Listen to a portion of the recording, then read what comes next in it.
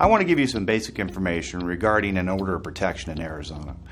First off, I want to start by talking about the difference between an order of protection and an injunction against harassment.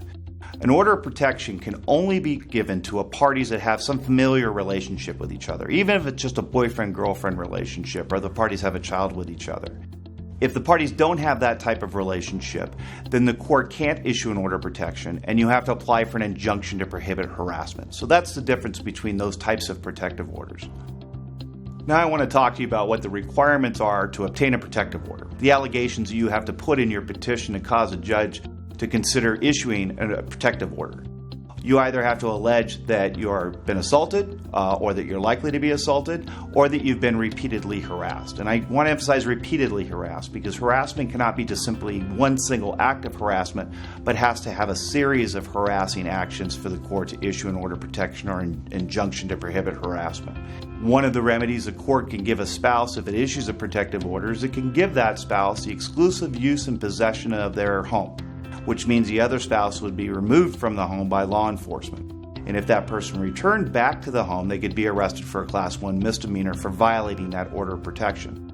Now, it's important you understand that order of protection is not effective on the other party when the judge issues it. It's only effective when it's served on that party by either law enforcement office or a process server.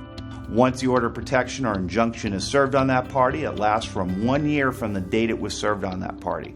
At that point, it will expire if you don't come back and ask for it to be renewed.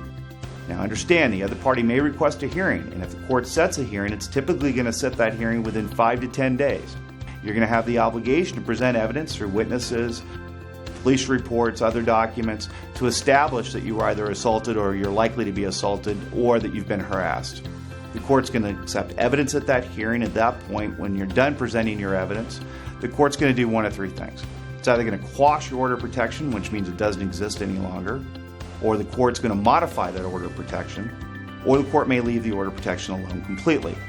To view our complete video series on the Arizona order of protection laws, please sign up for our newsletter on our hildebrandlaw.com website. Alternatively, you can call us at 480-305-8300 or email us through our contact page on our Hildebrand Law Firm website.